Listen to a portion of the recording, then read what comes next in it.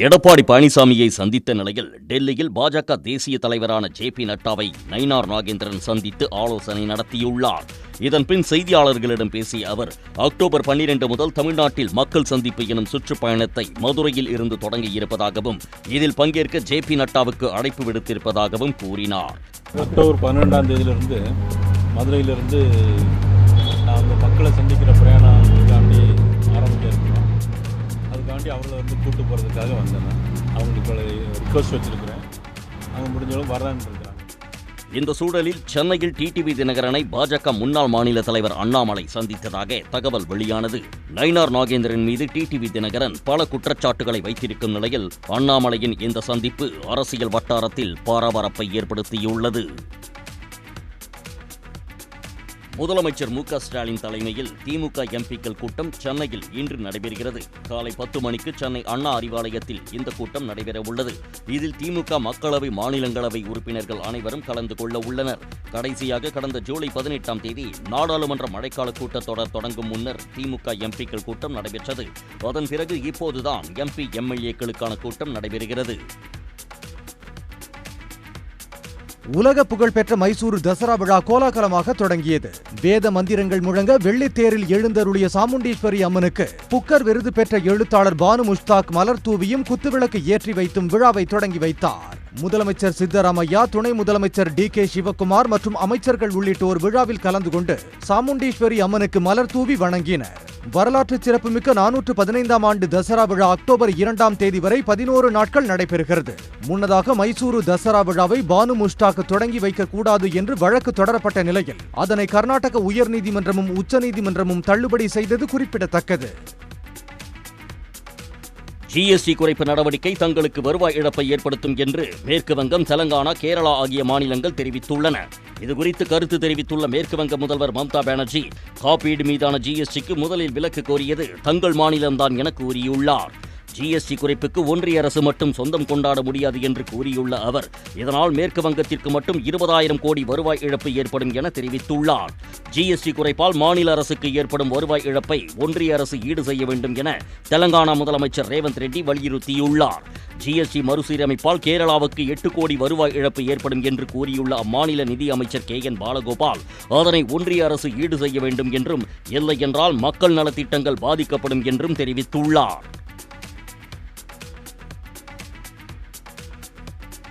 மைசூரு தசரா தொடக்க விழாவில் கர்நாடக முதலமைச்சர் சித்தராமையா உரையாற்றிக் கொண்டிருந்தபோது கூட்ட அரங்கத்தில் அங்கும் இங்கும் நின்று கொண்டிருந்தவர்களை பார்த்து கோபத்தில் திட்டிய சம்பவம் சலசலப்பை ஏற்படுத்தியது. கொஞ்ச நேரம் கூட உட்கார முடியாதா நீங்கள்? எதற்காக விழாவுக்கு வருகிறீர்கள் என்று கூட்டத்தினரை பார்த்து முதலமைச்சர் சித்தராமையா கடுமையாக கடிந்து கொண்டார். ಸ್ನೇಹಿತರೆ, ಇನ್ನೊಂದು ಸ್ವಲ್ಪ ಹೊತ್ತು ಕೂತ್ಕೊಳ್ಳಕ್ಕಾಗಲ್ಲ ನಿಮ್ಗೆ? ಕೂತ್ಕೊಳ್ಳ ಯಾರವನು? ಒಂದ್ಸಾರಿ ಹೇಳಿದ್ರೆ ಗೊತ್ತಾಗಲ್ಲ ನಿಮ್ಗೆ? ಯಾಕೆ ಬರ್ತೀರಿ ನೀವು ಇಲ್ಲಿಗೆ? ಮನೇಲಿ ಇರ್ಬೇಕಾಗಿತ್ತು. ಪೊಲೀಸ್ನವ್ರು ಬಿಡ್ಬೇಡ್ರಿ, ಕಳಿಸ್ರಿ ಎಲ್ಲ. ಒಂದು ಅರ್ಧ ಗಂಟೆ 1 ಗಂಟೆ ಕೂತ್ಕೊಳ್ಳಕ್ಕಾಗಲ್ಲ ಅಂತಂದ್ರೆ ಯಾಕೆ ಬರ್ತೀರಿ ಇಲ್ಲಿಗೆ ಫಂಕ್ಷನ್ಗೆ ನೀವು? கேரளத்தில் சிறப்பு தீவிர வாக்காளர் பட்டியல் திருத்தப் பணியை ஒத்திவைக்க வலியுறுத்தி அம்மாநில தலைமை தேர்தல் அலுவலர் இந்திய தேர்தல் ஆணையத்திற்கு கடிதம் எழுதியுள்ளார். பீகாரில் நடைபெற்று முடிந்த சிறப்பு தீவிர வாக்காளர் பட்டியல் திருத்தப் பணியை நவம்பர் அல்லது டிசம்பர் மாதத்தில் நாடு முழுவதும் நடத்த இந்திய தேர்தல் ஆணையம் முடிவு செய்துள்ளது. குறிப்பாக அடுத்த ஆண்டு தேர்தல் நடைபெறவுள்ள கேரளம், தமிழ்நாடு, புதுச்சேரி, மேற்கு வங்கம், அஸ்ஸாம் ஆகிய மாநிலங்களில் வாக்காளர் பட்டியல் சரிபார்ப்பு பணி விரைந்து தொடங்கப்பட உள்ளது.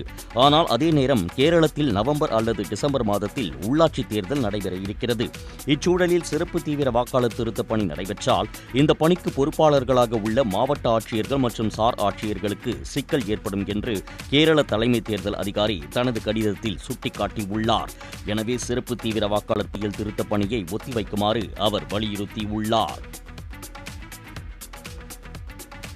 ஏழைகளிடம் மட்டும் கண்டிப்புடன் இருக்கும் காவல்துறை பணக்காரர்களை பார்த்தால் மட்டும் பற்கள் இல்லாத புலிகளாக மாறிவிட்டதாக சத்தீஸ்கர் உயர்நீதிமன்றம் விமர்சித்துள்ளது.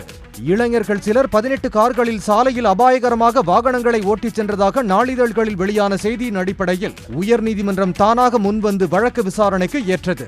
இதில் காவல்துறையினர் மீது காட்டமான விமர்சனங்களை நீதிபதிகள் வைத்தனர். காவல்துறையினரின் கோபங்கள் ஏழைகள், நடுத்தர வர்க்கத்தினர் மற்றும் தாழ்த்தப்பட்டவர்கள் மீது மட்டுமே பாய்வதாக குறிப்பிட்ட நீதிபதிகள், ஆனால் குற்றவாளி செல்வந்தராகவோ அரசியல் செல்வாக்கு கொண்டவராகவோ இருந்தால் காவல்துறை அதிகாரிகள் பற்கள் இல்லாத புலிகளாக மாறிவிடுவதாக விமர்சித்தனர். அவர்களுக்கு மட்டும் அபராதம் குறைவாக விதிக்கப்பட்டு வாகனங்களும் விடுவிக்கப்படுவதாக குற்றம் சாட்டினர். இந்த நபர்கள் மீது மட்டும் சட்டம் அமைதியாக இருப்பதை புரிந்து கொள்ள முடியவில்லை என்றும் நீதிபதிகள் காட்டமாக விமர்சித்துள்ளனர். கோவை மலுமிச்சம்பட்டி பகுதியில் சியால் எனும் தென்னிந்திய ஆட்டோகிராஸ் லீக்கின் 3வது தகுதி சுற்று நடைபெற்றது. மலுமிச்சம்பட்டி பகுதியில் உள்ள தனியார் கல்லூரியில் அமைக்கப்பட்ட பிரத்யேக டிராக்கில் போட்டி நடைபெற்றது. 3 பிரிவுகளில் நடத்தப்பட்ட போட்டியில் 20 போட்டியாளர்கள் பங்கேற்றனர். போட்டியில் சீறி பாய்ந்த கார்களை திரளான மக்கள் ஆர்வத்துடன் கண்டுகளித்தனர்.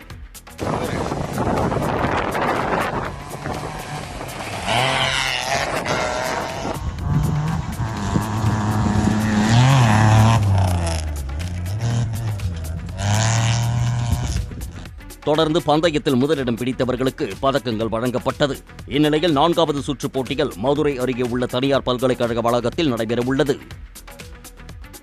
நாகை அருகே அமையவுள்ள தீயணைப்பு நிலையத்திற்கு எதிர்ப்பு தெரிவித்து போராட்டத்தில் ஈடுபட்ட கிராம மக்கள் கைது செய்து வலுக்கட்டாயமாக வாகனத்தில் ஏற்றப்பட்டதால் பரபரப்பு ஏற்பட்டது. மேல்பூதனூர் கிராமத்தில் புறம்போக்கு இடத்தில் வசிக்கும் 33 குடும்பங்களுக்கு சமீபத்தில் இலவச பட்டா வழங்கப்பட்டது. இதே கிராமத்தில் தீயணைப்பு நிலையம் அமைக்கப்பட உள்ளதால் எப்போது வேண்டுமானாலும் தங்களுடைய இடம் பறிபோகும் என்ற அச்சத்தில் அந்த கிராம மக்கள் போராட்டத்தில் ஈடுபட்டனர். பட்டாவிலையும் என்ன போட்டிருக்காங்கன்னா, திரும்ப அரசாங்கத்தில் திருப்பி ஏதாவது கேட்டாங்கன்னா நீங்க கொடுக்கணும்னு அந்த பட்டாவில் எழுதி இருக்காங்க. இப்போ ரோடு எக்ஸ்டெண்ட் பண்ணாங்கன்னாக்கா திரும்ப ரோடு எக்ஸ்டெண்ட் பண்ணியிருக்க இதை இவ்வளவு தூரம் நாங்கள் எடுத்துக்கிறோன்னு சொன்னால் நாங்கள் கொடுத்து தான் ஆகணும். அப்போ எங்கள் வீடு அடிபடும். கிராம மக்களிடம் வட்டாட்சியர் நீலையாதாட்சி பேச்சுவார்த்தையில் ஈடுபட்டுக் கொண்டிருந்த போதே மண் பரிசோதனை செய்ய உபகரணங்கள் வந்ததால் அந்த வாகனம் முன்பு படுத்து எதிர்ப்பை வெளிப்படுத்தினர். இதனால் அதிகாரிகளுக்கும் பொதுமக்களுக்கும் இடையே வாக்குவாதம் ஏற்பட்டதை அடுத்து அவர்கள் போலீசாரால் கைது செய்யப்பட்டனர்.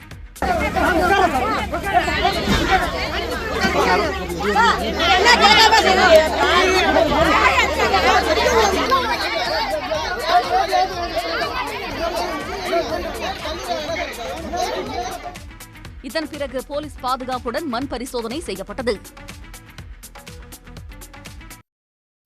திருவண்ணாமலை மாவட்டம் செங்கம் சுற்றுவட்டார பகுதிகளில் விவசாய பணிகளுக்கு ஆட்கள் கிடைக்காததால் விவசாயிகள் தாமதமாக பயிரிடும் பணிகளை மேற்கொண்டுள்ளனர். பருவமழை காலகட்டத்திற்கு முன்பே மழை பெய்தாலும் ஆள் பற்றாக்குறையால் உரிய காலத்தில் பயிரிட முடியவில்லை என விவசாயிகள் வேதனை தெரிவித்துள்ளனர். அதேபோல் அறுவடை முடிந்த பிறகே அரசின் நெல் கொள்முதல் நிலையங்கள் திறக்கப்படுவதால் விவசாயிகள் தங்கள் விளைபொருட்களை பாதி விலைக்கு கமிஷன் மண்டிகளில் விற்க வேண்டிய அவல நிலை உள்ளதாகவும் விவசாயிகள் தெரிவித்துள்ளனர். நாங்கள் நெல்லை கொண்டு போய் கவர்மெண்ட் கொடுத்தோம்னா எங்களுக்கு ஏதோ ஒரு 10 ரூபா கிடைக்கும். அது வேஸ்ட் ஆகுது. அது மாதிரி இங்கே எதுவும் இல்லை. நாங்கள் எதுவுமே மண்டியில் தான் கொடுக்குற மாதிரி இருக்குது. அதனால் பயிர் வைக்கிறதுக்கு ஒரு இஷ்டம் இல்லை. செலவெல்லாம் நிறைய ஆகுது, நஷ்டம் ஆகுது. ஏக்கராவுக்கு எப்படியும் ஏறக்குறைய ஒரு 20-30 ரூபாய்க்கு கிட்ட வருது. ஏக்கராவுக்கு 30,000 ரூபாய்க்கு வருது. தாய்லாந்துக்கு சுற்றுலா சென்றபோது உயிரிழந்த சென்னை ஆதம்பாக்கத்தைச் சேர்ந்த இளைஞரின் உடலை மீட்டுத் தர வேண்டும் என குடும்பத்தினர் கண்ணீர் மல்க கோரிக்கை விடுத்துள்ளனர். நுங்கம்பாக்கத்தில் உள்ள தனியார் நிதி நிறுவனத்தில் பணியாற்றி வந்த திவாகர் என்பவர் தனது நிறுவனம் சார்பில் கடந்த 16ஆம் தேதி தாய்லாந்துக்கு சுற்றுலா அழைத்துச் செல்லப்பட்டார். அவருடன் சேர்ந்து மொத்தம் 64 பேர் சுற்றுலா சென்ற நிலையில் ஆழ்கடலில் உயிரினங்களை பார்க்கச் சென்றபோது திவாகருக்கு சரிவர ஆக்சிஜன் கிடைக்கவில்லை என்று கூறப்படுகிறது. அப்போது திவாகருக்கு மூச்சுத் திணறல் ஏற்பட்டதை அடுத்து அருகில் உள்ள தனியார் மருத்துவமனையில் அனுமதிக்கப்பட்டார். திவாகரை பரிசோதித்த மருத்துவர்கள் அவர் ஏற்கனவே உயிரிழந்து விட்டதாக தெரிவித்துள்ளனர். இந்நிலையில் அவரது உடலை தாயகம் கொண்டு வர முடியாமல் தவிக்கும் குடும்பத்தினர் தமிழ்நாடு அரசு உதவ வேண்டுமென கோரிக்கை விடுத்துள்ளனர். சரி தரேன்னு சொல்லிட்டு மண்டே தரேன், நாங்கள் இது வரைக்கும் வரல. அப்படியே 4 நாள் போயிட்டே இருக்குது. செவ்வாய்க்கிழமைன்றாங்க, புதன்கிழமைன்றாங்க, என்றைக்கு தெரியல. அது கவர்மெண்ட் தமிழக அரசு தான் இது ஸ்டெப் எடுத்து எங்களுக்கு வர மாதிரி நாங்கள் கேட்குறோங்க. இது அதிகமாக தமிழக அரசால் இந்த முன்னேற்கிறோம். அவங்களால வேண்டி தான் முடியும். இதை சீக்கிரமாக எங்களுக்கு எடுத்து தர மாதிரி சீக்கிரமாக கொடுக்க சொல்லுப்பா. எப்பா கவர்மெண்ட்டில் என் பிள்ளைக்கு சீக்கிரமாக எங்களுக்கு கொடுக்க சொல்லுப்பா. எப்பா எத்தனை நாளாக உயிராக்கிற பிள்ளை வரும்ன்ட்டு பார்ப்போம்ப்பா. எப்பா செத்துட்டு பிள்ளைய இத்தனை நாளாக வரலன்னா எப்படிப்பா? எப்பா 3 நாள் ஆச்சுப்பா என் பிள்ளை செத்து. என் பிள்ளைய பார்க்கலப்பா. நாங்கள் அதிமுக முன்னாள் எம்எல்ஏ சத்யநாராயணன் மீது வழக்கு தொடர அரசின் அனுமதி கிடைத்ததும் குற்றப்பத்திரிகை தாக்கல் செய்யப்படும் என லஞ்ச ஒழிப்புத்துறை சென்னை உயர்நீதிமன்றத்தில் தெரிவித்துள்ளது. வருமானத்திற்கு அதிகமாக 2,64 லட்சம் ரூபாய் சொத்து சேர்த்துள்ளதாகவும் தொகுதி மேம்பாட்டு நிதியில் 35 லட்சம் ரூபாய் முறைகேடு செய்ததாகவும் சென்னை தியாகராய நகர் தொகுதி அதிமுக முன்னாள் எம்எல்ஏ சத்யநாராயணன் மீது லஞ்ச ஒழிப்புத்துறை போலீசார் 2 வழக்குகளை பதிவு செய்துள்ளனர். இந்த வழக்குகளை விரைந்து விசாரித்து முடித்து குற்றப்பத்திரிகை தாக்கல் செய்ய வழக்கு தொடரப்பட்டது. இந்த வழக்கு மீண்டும் விசாரணைக்கு வந்தபோது இந்த 2 வழக்குகளிலும் புலன் விசாரணை முடிந்து வழக்கு தொடர அரசின் அனுமதி கோரியுள்ளதாக லஞ்ச ஒழிப்புத்துறை சார்பில் தெரிவிக்கப்பட்டது. இதை ஏற்றுக்கொண்ட நீதிபதிகள் விரைவில் அனுமதி பெற்று குற்றப்பத்திரிகை தாக்கல் செய்ய உத்தரவிட்டனர். கோவை மேட்டுப்பாளையம் சாலையில் செயல்பட்டு வரும் அண்ணா காய்கறி சந்தையில் முறையாக தூய்மை பணிகள் மேற்கொள்ளப்படாததால் மழைநீர் தேங்கி சுகாதார சீர்கேடு ஏற்படுவதாக வியாபாரிகள் குற்றம் சாட்டியுள்ளனர். கோவை சுற்றுவட்டார பகுதியில் பெய்த மழையால் சந்தை வளாகத்தில் மழை நீர் தேங்கியது. மழை நீருடன் காய்கறி கழிவுகள் கலப்பதால் துர்நாற்றம் எடுப்பதாக வியாபாரிகள் வேதனை தெரிவிக்கின்றனர். தொடர்ந்து மாநகராட்சி ஊழியர்கள் சந்தை வளாகத்தில் தேங்கிய குப்பைகள் மற்றும் கழிவுகளை அகற்றினர். இந்த நிலையில் தினந்தோறும் சந்தை வளாகத்தை சுத்தப்படுத்தும் பணிகளை மேற்கொள்ள வேண்டும் என்ற கோரிக்கை எழுந்துள்ளது. ஆனால் மழை பெய்கிற டைம் பார்த்தீங்கன்னா உள்ளுக்குள்ளே யாருமே வர மாட்டாங்க. பார்த்துட்டு உடுப்பு பற்றிட்டு போயிடுவாங்க. யாரும் உள்ளே இந்த மார்க்கெட்டுக்கே வரமாட்டாங்க. இவ்வளோ இருக்கிறீங்க, இத்தனை பேர் இருக்கிறீங்க, இதை சரி செய்ய மாட்டீங்களா? ஏன் மாநகராட்சி போய் சொல்கிறது, அங்கே போய் சொல்கிறீங்க ஆனால் எங்கே சொல்லி எதுவும் ஒன்றும் வேலையாக மாட்டேங்குது. சென்னை பொது போக்குவரத்து சேவைகளை ஒருங்கிணைக்கும் சென்னை ஒன் செயலியை முதலமைச்சர் மு க ஸ்டாலின் அறிமுகம் செய்து வைத்தார்.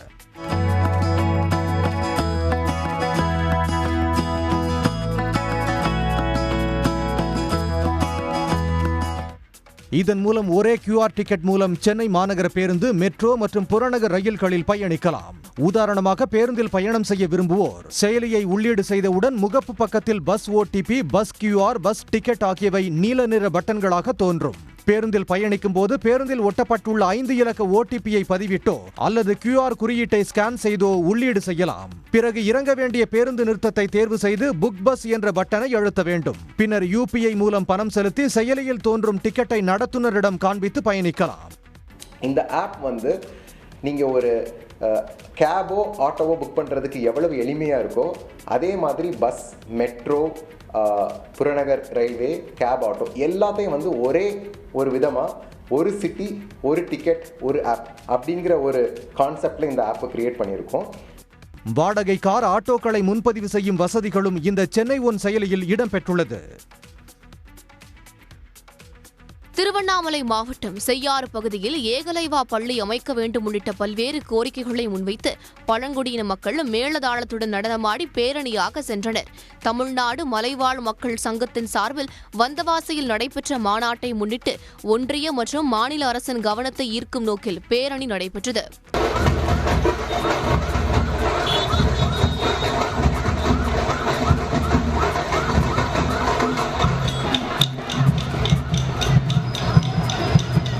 குறிப்பாக பழங்குடியினருக்கான வேலை வாய்ப்புகளை ஏற்படுத்த சிறப்பு முகாம்கள் நடத்த வேண்டும், சாதி சான்றிதழ் பெறுவதில் உள்ள சிக்கல்களை களைய நடவடிக்கை எடுக்க வேண்டும் உள்ளிட்ட கோரிக்கைகளை அரசுக்கு முன்வைத்தனர். மீண்டும் கலசப்பாக்கம் தொகுதியை மீண்டும் ST தொகுதியாக அறிவிப்பதற்கு தமிழ்நாடு அரசாங்கம் முன் வர வேண்டும் என்ற கோரிக்கை நாங்கள் வைத்திருக்கிறோம். இந்த பகுதியிலே வாழக்கூடிய பழங்குடி மக்கள் கிராமங்களுக்கு மின் வசதி இல்லாமல் அல்லது அடிப்படையான குடிநீர் வசதி இல்லாமல், கட்டமைப்பு வசதி இல்லாமல் இருக்கக்கூடிய மக்களுக்கு அத்தகைய வசதி பெற்றுத்தர வேண்டும். செய்யாறு கல்வி மாவட்டத்திலே குறிப்பாக ஏகலைவா ஒரு பள்ளி உருவாக்கப்பட வேண்டும். தூத்துக்குடி மாவட்டம் திருச்செந்தூர் அடுத்த குலசேகரன்பட்டினம் முத்தாரம்மன் கோயிலில் தசரா திருவிழா கொடியேற்றத்துடன் தொடங்கியது. அதிகாலை 3 மணி அளவில் மேளதாளங்கள் முழங்க அலங்கரிக்கப்பட்ட யானையில் அம்மன் ஊர்வலம் நடைபெற்றது. கொடி ஏற்றப்பட்டதைத் தொடர்ந்து கொடிமரத்திற்கு சிறப்பு அபிஷேகங்கள் செய்யப்பட்டு தீபாராதனை காட்டப்பட்டது. கொடியேற்ற நிகழ்வில் ஏராளமான பக்தர்கள் பங்கேற்று சாமி தரிசனம் செய்தனர். தசரா திருவிழாவின் சிகர நிகழ்வான சூரசம்ஹாரம் அக்டோபர் 2ஆம் தேதி நள்ளிரவு 12 மணிக்கு குலசேகரன்பட்டினம் கடற்கரையில் நடைபெறவுள்ளது. அதிமுகவில் செங்கோட்டையன் பதவி நீக்கத்திற்கு பிறகு முதல் முறையாக கோபிச்செட்டிப்பாளையம் சென்ற எடப்பாடி பழனிசாமிக்கு அக்கட்சியினர் உற்சாக வரவேற்பு அளித்தனர். செங்கோட்டையன் அதிமுகவின் ஒருங்கிணைப்பு கோரிக்கையை முன்வைத்து பழனிசாமிக்கு கெடு விதித்தார். இதனால் அவரது பதவி பறிக்கப்பட்டதால் கோபிச்செட்டிப்பாளையத்தில் பழனிசாமி செங்கோட்டையன் ஆதரவாளர்களிடையே கடும் போட்டி நிலவுகிறது. இந்த சூழலில் எடப்பாடி பழனிசாமி உதகைக்கு பரப்புரைக்கு செல்லும் வழியில் அவருக்கு கோபிச்செட்டிப்பாளையத்தில் அதிமுகவினர் உற்சாக வரவேற்பு அளித்தனர். அப்போது எடப்பாடி பழனிசாமியை வரவேற்றும் செங்கோட்டையனை சீண்டும் வகையிலும் அதிமுகவினர் முழக்கம் எழுப்பியதால் அப்பகுதியில் சிறிது பதற்றம் நிலவியது.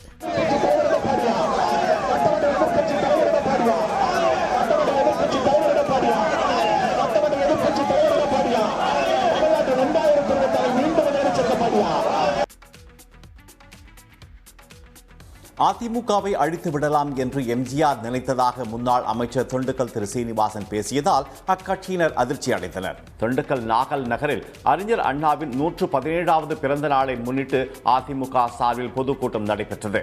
அதில் கலந்து கொண்டு பேசிய திரு சீனிவாசன் அதிமுகவை என்ன வேண்டுமானாலும் செய்யலாம் என எம்ஜிஆர் நினைத்ததாக கூறினார். புரட்சித் தலைவர் எம்ஜிஆர் கண்ட அண்ணா திமுக கழகத்தை ஆட்டவோ அசைக்கவோ முடியாது என்பதற்கு இந்த நிகழ்ச்சி ஒரு காரணமாகும். அந்த அமைதி யார் அவரு அமைதி இந்த சூழ்நிலையிலே நாம் தெரிந்து கொள்ள வேண்டியது, நம்முடைய கட்சியை அழித்து விடலாம், என்னென்னமோ செய்து விடலாம் என்று சொல்லி புரட்சி தலைவர் நினைத்ததை போல இந்த கட்சியை ஆட்டி விடலாம், அசைத்து விடலாம் என்று நினைத்துக் கொண்டிருக்கிறார்கள். அவரது இந்த பேச்சு கூட்டத்தில் இருந்தவர்களை அதிர்ச்சிக்கு உள்ளாக்கியது. கூட்டத்துக்கு கூடுகிறவர்கள் எல்லோரும் ஆதரவாக வாக்களிக்க மாட்டார்கள் என்று மக்கள் நீதி மய்ய தலைவர் திரு கமலஹாசன் கூறியது அருமையான கருத்து என்று திரு சீனிவாசன் கூறினார். வயோமித்ரா திட்டத்தின் கீழ் பெண் ரோபோவை இந்த ஆண்டின் இறுதியில் விண்வெளிக்கு அனுப்ப உள்ளதாக இஸ்ரோ தலைவர் திரு நாராயணன் தெரிவித்துள்ளார். சென்னை ஆவடி அருகே தனியார் தொழில்நுட்ப கல்லூரி பட்டமளிப்பு விழாவில் கலந்து கொண்ட பின்னர் செய்தியாளர்களிடம் பேசிய அவர் இந்த ஆண்டு மார்ச் மாதத்திற்குள் 8 ராக்கெட்டுகளை இஸ்ரோ விண்ணில் ஏவ உள்ளதாகவும் இதில் ஆளில்லா ககன்யான் ராக்கெட்டும் அடங்கும் என்றார். 2027இல் விண்வெளிக்கு வீரர்களை அனுப்பி திரும்ப அழைத்து வர திட்டமிட்டுள்ளதாகவும் அவர் கூறினார். ஆள் அனுப்பாம வயோமித்ராணி ஒரு ஆஃப் ஹியூமனாய்டு, ஒரு எந்திர மனிதன்ல ஒரு எந்திர ஒரு பெண்மணி வயோமித்ரா அவங்கள அனுப்பப்படும். அது வந்து பார்த்தீங்கன்னா நம்ம பேசுறதுக்கு ரெஸ்பாண்ட் பண்ணோம், நிறைய ஒரு சுவிட்ச் எல்லாம் ஆப்ரேட் பண்ணோம். அது செய்து வெற்றிகரமாக செய்தாச்சு. இந்த வருஷம் டிசம்பர்ல முதல் ஆள் இல்லாமல் அனுப்பக்கூடிய ராக்கெட்ல ஆளுக்கு பதில் இந்த வயோமித்ராவை நம்ம அனுப்புறாரு. நாட்டின் பாதுகாப்பு மட்டுமின்றி மக்கள் பயன்பாட்டுக்கும் நிறைய செயற்கைக்கோள்கள் தேவைப்படுவதாக திரு நாராயணன் தெரிவித்தார். எனவே இந்திய விண்வெளித்துறை விரிவடைய வேண்டும் என்ற நோக்கில் செயற்கைக்கோள், ராக்கெட் தயாரிக்கும் தனியார் நிறுவனங்களை அரவணைத்து வருவதாகவும் அந்த வகையில் தற்போது 400 புத்தொழில் நிறுவனங்கள் உள்ளதாகவும் அவர் கூறினார். நாடு முழுவதும் நவராத்திரி விழா கோலாகலமாக கொண்டாடப்படும் நிலையில் கோவையில் கடவுளர் வேடத்தில் குழந்தைகள் அணிவகுத்தது கண்கொள்ளா காட்சியாக அமைந்தது. இந்த ஆண்டு நேற்று தொடங்கிய நவராத்திரி விழா வரும் 2ஆம் தேதி விஜயதசமியுடன் நிறைவடைகிறது. கோயில்களிலும் வீடுகளிலும் கொலு வைத்து தினமும் பூஜைகளுடன் இந்த விழா கொண்டாடப்படுகிறது. நவராத்திரியையொட்டி கோவை புதூர் மழலையர் பள்ளியில் 100க்கும் மேற்பட்ட குழந்தைகள் கொலு அலங்கார பூஜையில் பஞ்ச பாண்டவர்கள், பழனி முருகன், மதுரை மீனாட்சி, கருமாரியம்மன், சிவன், பார்வதி, விஷ்ணு, ராமர் உள்ளிட்ட வேடங்களை இட்டு கலந்து கொண்டனர். நம்ம பாரம்பரியத்தை தெரிஞ்சுக்கணும் அப்படிங்கிற நோக்கத்தோடு தான் நம்ம பண்ணிட்டு இருக்கோம். இங்கே நம்ம கீழே ஆக்டிவிட்டி ரூமில் கொலு வச்சுருக்கோம். அந்த கொலுவோட மாதிரியே நம்ம ஸ்டெப்ஸ் எப்படி நம்ம வச்சுருக்கோமோ எல்லா சாமியும் அதே மாதிரி குழந்தைகளை நம்ம ரெடி பண்ணி அவங்கள நிறுத்தி குட்டீஸ் கொலு அப்படின்னு சொல்லிட்டு அந்த கான்செப்டில் நம்ம செலிப்ரேட் பண்ணுறோம். திருவண்ணாமலையில் உள்ள ஒரு நகைக்கடையில் 4 கிராம் முதல் 5 கிலோ எடை வரையுள்ள ஆயிரக்கணக்கான வெள்ளி பொருட்களால் நவராத்திரி கொலு வைக்கப்பட்டுள்ளது. போக்குவரத்து விதிமுறைகளை பின்பற்றுவதை வலியுறுத்தும் வகையில் கொலு வடிவமைக்கப்பட்டிருந்ததையும் பார்வையாளர்கள் ரசித்தனர். முதலமைச்சர் மு.க.ஸ்டாலின் தலைமையில் திமுக எம்பிக்கள் கூட்டம் சென்னையில் இன்று நடைபெறுகிறது. காலை 10 மணிக்கு சென்னை அண்ணா அறிவாலயத்தில் இந்த கூட்டம் நடைபெற உள்ளது. இதில் திமுக மக்களவை, மாநிலங்களவை உறுப்பினர்கள் அனைவரும் கலந்து கொள்ள உள்ளனர். கடைசியாக கடந்த ஜூலை 18ஆம் தேதி நாடாளுமன்ற மழைக்கால கூட்டத்தொடர் தொடங்கும் முன்னர் திமுக எம்பிக்கள் கூட்டம் நடைபெற்றது. சென்னை பொது போக்குவரத்து சேவைகளை ஒருங்கிணைக்கும் சென்னை ஒன் செயலியை முதலமைச்சர் மு.க.ஸ்டாலின் அறிமுகம் செய்து வைத்தார்.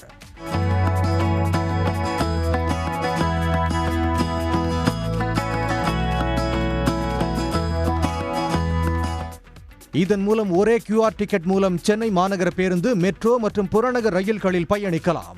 உதாரணமாக பேருந்தில் பயணம் செய்ய விரும்புவோர் செயலியை உள்ளீடு செய்தவுடன் முகப்பு பக்கத்தில் bus OTP, bus QR, bus ticket ஆகியவை நீல நிற பட்டன்களாக தோன்றும். பேருந்தில் பயணிக்கும் போது பேருந்தில் ஒட்டப்பட்டுள்ள 5 இலக்க ஓடிபியை பதிவிட்டோ அல்லது QR குறியீட்டை ஸ்கேன் செய்தோ உள்ளீடு செய்யலாம். பிறகு இறங்க வேண்டிய பேருந்து நிறுத்தத்தை தேர்வு செய்து புக் பஸ் என்ற பட்டனை அழுத்த வேண்டும். பின்னர் UPI மூலம் பணம் செலுத்தி செயலியில் தோன்றும் டிக்கெட்டை நடத்துனரிடம் காண்பித்து பயணிக்கலாம். இந்த ஆப் வந்து நீங்கள் ஒரு கேபோ ஆட்டோவோ புக் பண்ணுறதுக்கு எவ்வளவு எளிமையாக இருக்கோ அதே மாதிரி பஸ், மெட்ரோ, புறநகர் ரயில்வே, கேப், ஆட்டோ எல்லாத்தையும் வந்து ஒரே ஒரு விதமாக ஒரு சிட்டி ஒரு டிக்கெட் ஒரு ஆப் அப்படிங்கிற ஒரு கான்செப்டில் இந்த ஆப்பை கிரியேட் பண்ணியிருக்கோம். வாடகை கார், ஆட்டோக்களை முன்பதிவு செய்யும் வசதிகளும் இந்த சென்னை ஒன் செயலியில் இடம்பெற்றுள்ளது. குமரி மாவட்டம் தோவாளையில் நவராத்திரி பண்டிகையொட்டி சிறப்பு மலர் சந்தை தொடங்கியது. முதல் நாளிலேயே வாடாமல்லி, கேந்தி, செவ்வந்தி, தாமரை என பெரும்பாலான மலர்களின் விலை சற்று அதிகரித்து விற்பனை செய்யப்பட்டது. 100 ரூபாய்க்கு விற்பனையாகி வந்த 1 கிலோ அரளிப்பூ 160 ரூபாய்க்கு விற்பனை செய்யப்படுகிறது. அதேபோல் 50 ரூபாய்க்கு விற்பனை செய்யப்பட்ட 1 கிலோ வாடாமல்லி 80 ரூபாய்க்கும், 30 ரூபாய்க்கு விற்பனையான சிகப்பு கேந்தி 60 ரூபாய்க்கும் விற்பனை செய்யப்படுகிறது. 1 கிலோ மல்லிப்பூ 500 ரூபாயிலிருந்து 800 ரூபாயாக அதிகரித்து விற்பனையானது. பட்டன் ரோஸ், மறுகொழுந்து, தாழம்பூ, பிச்சிப்பூ உள்ளிட்ட பூக்களின் விலையும் அதிகரித்துள்ளது. இதனிடையே தமிழ்நாட்டின் பல்வேறு பகுதிகளில் இருந்து சுமார் 40 டன் பூக்கள் தோவாளை மலர்ச்சந்தைக்கு வந்துள்ளது. மேற்கு வங்க மாநிலம் கொல்கத்தாவில் கொட்டி வரும் மிக பலத்த மழையால் தாழ்வான பகுதிகள் வெள்ளத்தில் மிதக்கின்றன. கொல்கத்தா மற்றும் புறநகர் பகுதிகளில் நேற்று இரவு முதல் கனமழை பெய்து வருகிறது. இதனால் நகரின் கிழக்கு மற்றும் மத்திய பகுதிகள் வெள்ளத்தில் சிக்கியுள்ளன. பெனியாபுகூர், காளிகாப்பூர், நேதாஜி நகர், காரியாகத், இக்பால்பூர், ஜோத்பூர், காளிகாட், டாப்சியா, பாலிகஞ்ச், சால்ட் லேக் ஆகிய பகுதிகள் வெள்ளக்காடாக மாறியுள்ளன. வெள்ளத்தால் அடித்துச் செல்லப்பட்டு 5 பேர் உயிரிழந்துள்ளதாக மேற்கு வங்க அரசு தெரிவித்துள்ளது. முக்கிய சாலைகளில் வெள்ளம் தேங்கியுள்ளதால் கொல்கத்தாவில் போக்குவரத்து நெரிசல் ஏற்பட்டுள்ளது.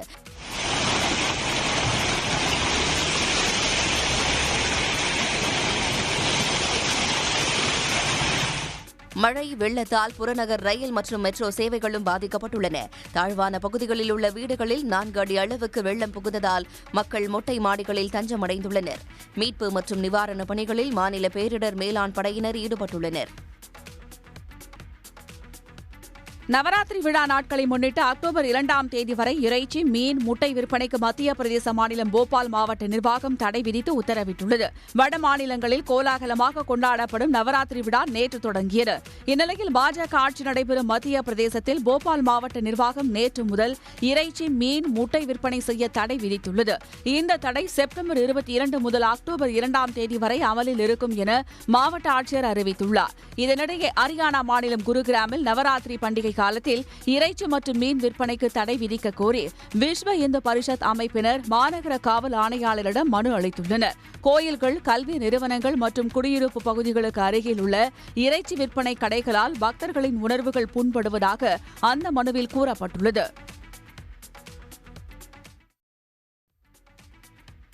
பீகார் மாநில தலைநகர் பாட்னாவில் காங்கிரஸ் கட்சியின் செயற்குழு கூட்டம் நாளை நடைபெறுகிறது.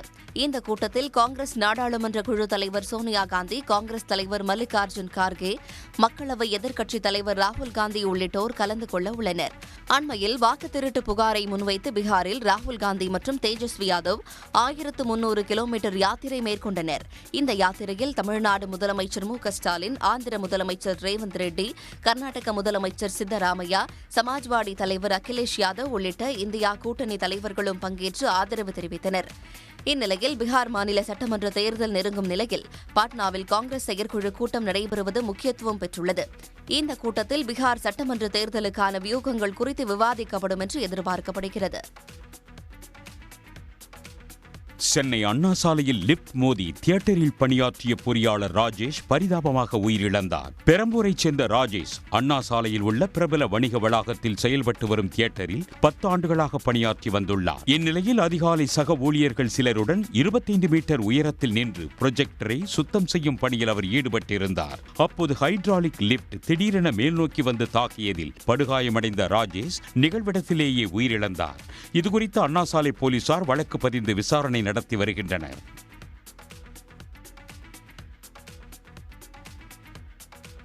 சென்னையில் ஆபரண தங்கம் மற்றும் வெள்ளியின் விலை இன்றும் புதிய உச்சத்தை தொட்டு நுகர்வோருக்கு அதிர்ச்சி அளித்தன. 22 கேரட் ஆபரண தங்கத்தின் விலை நேற்று காலை சவரனுக்கு 560 ரூபாயும் மாலை மீண்டும் சவரனுக்கு 560 ரூபாயும் உயர்ந்தது. இதனால் சவரன் விலை நேற்று 83,440 ரூபாய் என்ற புதிய உச்சத்தை தொட்டது. இந்நிலையில் இன்றும் சவரனுக்கு 560 ரூபாய் உயர்ந்ததை அடுத்து ஒரு சவரனின் விலை புதிய உச்சமாக 84,000 ரூபாயை தொட்டுள்ளது. 1 கிராம் தங்கத்தின் இன்றைய விலை 10,500 ரூபாய். 2 நாட்களில் மட்டும் ஆபரண தங்கத்தின் விலை சவரனுக்கு 1,680 ரூபாய் உயர்ந்துள்ளது. வெள்ளியின் விலையும் இன்று கிராமுக்கு 1 ரூபாய் அதிகரித்து 149 ரூபாய் என்ற புதிய வரலாற்று உச்சத்தை அடைந்துள்ளது. ஆசிய கோப்பை கிரிக்கெட் தொடரின் இன்றைய ஆட்டத்தில் பாகிஸ்தான் மற்றும் இலங்கை அணிகள் வாழ்வா சாவா கட்டத்தில் பல பரீட்சை மேற்கொள்ள உள்ளன. சூப்பர் 4 சுற்றில் இவ்விரு அணிகளும் தங்களது முதல் போட்டியில் தோல்வியை சந்தித்தன. இந்நிலையில் இன்றைய போட்டியில் தோல்வியடையும் அணி தொடரை விட்டு வெளியேறும் நிலைக்கு தள்ளப்படும். இதனால் வெற்றியை தன்வசப்படுத்த இரு அணி வீரர்களும் தீவிர பயிற்சியில் ஈடுபட்டுள்ளனர். அபுதாபியில் நடைபெறும் இந்த போட்டி இரவு 8 மணிக்கு தொடங்க உள்ளது. வாக்கு திருட்டை மறைப்பதற்காகவே ஒன்றிய அரசு ஜிஎஸ்டி வரியை குறைத்து நாடகமாடுவதாக காங்கிரஸ் நாடாளுமன்ற உறுப்பினர் சுதா குற்றம் சாட்டியுள்ளார். மயிலாடுதுறையில் வாக்கு திருட்டுக்கு எதிரான கையெழுத்து இயக்கத்தை தொடங்கி வைத்த அவர் செய்தியாளர்களிடம் பேசினார். அப்போது வாக்கு திருட்டுக்கு எதிராக மக்களை தன்னெழுச்சியாக முன்வந்து கையெழுத்து இடுவதாக தெரிவித்தார். வாக்கு திருட்டால் வெற்றி பெற்றவர்கள் எதிரணியில் உள்ளதாகவும் தோல்வியடைந்த மோடி பிரதமராக உள்ளதாகவும் அவர் குற்றம் சாட்டினார். வாக்கு திருட்டுக்கு எதிரான ராகுல் காந்தியின் போராட்டத்தை கண்டு அஞ்சியுள்ள ஒன்றிய அரசு வாக்கு திருட்டை மறைப்பதற்காகவே ஜிஎஸ்டி வரியை குறைத்து நாடகமாடுவதாகவும் குற்றம் சாட்டினார். சினிமா படத்தின் கிளைமாக்ஸ் 1000 விதமாக இருக்கலாம் என்றும் தாவைக்கா தலைவர் விஜயின் கிளைமாக்ஸ் என்ன என்பதை இனிமேல்தான் பார்க்க வேண்டும் என்றும் காங்கிரஸ் எம்பி சுதா கூறினார். கொடைக்கானல் அருகே சுற்றுலா பயணிகளுடன் சென்ற ஜீப் திடீரென கட்டுப்பாட்டை இழந்து தடுப்புச் சுவரில் மோதி கவிழ்ந்ததால் பரபரப்பு ஏற்பட்டது. மதுரையிலிருந்து ஆண் நண்பர்கள் இருவர் தார் ஜீப்பில் கொடைக்கானலுக்கு சுற்றுலா சென்றுள்ளனர். டம்டம்பாறை அருகே மலைப்பாதையில் சென்றபோது ஜீப் திடீரென கட்டுப்பாட்டை இழந்து சாலையோர சுவற்றில் மோதி கவிழ்ந்தது. கண்ணிமைக்கும் நேரத்தில் நடைபெற்ற இந்த விபத்தில் ஜீப்பில் இருந்த இருவரும் லேசான காயத்துடன் உயிர் தப்பினர். ஒருவேளை தடுப்புச் சுவர் இல்லாமல் போயிருந்தால் அந்த வாகனம் சுமார் 500 அடி பள்ளத்தில் கவிழ்ந்து பெரும் சேதத்தை ஏற்படுத்தி இருக்கும். இந்த விபத்தால் 2 மணி நேரத்திற்கு மேலாக அங்கு போக்குவரத்து பாதிக்கப்பட்டது. விபத்துக்கு ஓட்டுநர் தூக்க கலக்கத்தில் இருந்ததே காரணம் என தெரிய வந்துள்ளது. குலசேகரன்பட்டினம் தசரா திருவிழா கொண்டாட்டத்தை ஒட்டி தூத்துக்குடியில் ஏராளமான பக்தர்கள் மாலை அணிந்து விரதத்தை தொடங்கியுள்ளனர். நாட்டிலேயே மைசூருக்கு அடுத்ததாக தூத்துக்குடி மாவட்டம் குலசேகரன்பட்டினம் முத்தாரம்மன் ஆலயத்தில் கொண்டாடப்படும் தசரா திருவிழா பிரசித்தி பெற்றது. இதற்காக பலர் காப்பு கட்டி 9 நாட்கள் விரதம் இருப்பர். இந்நிலையில் தூத்துக்குடியில் இருந்து குலசேகரன்பட்டினம் செல்ல முடியாத பலர் தூத்துக்குடி முத்தாரம்மன் ஆலயத்தில் நீண்ட வரிசையில் நின்று அம்மனை வழிபட்டு காப்பு கட்டினர்.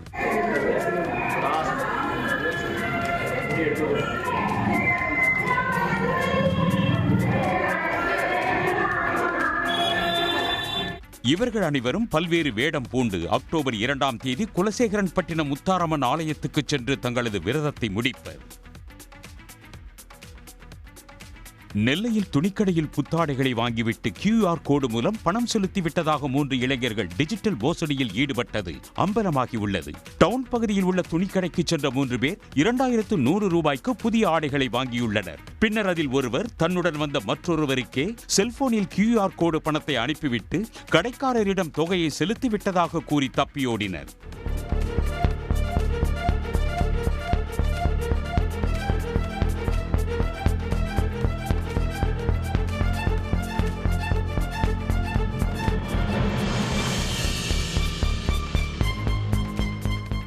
பின்னர் தமது வங்கிக் கணக்கிற்கு பணம் வரவில்லை என்பதை உணர்ந்த கடைக்காரர் போலீசில் புகார் அளித்தார். இது தொடர்பான CCTV காட்சிகள் அடிப்படையில் நூதன திருட்டில் ஈடுபட்ட 3 பேரையும் தேடி வருகின்றனர்.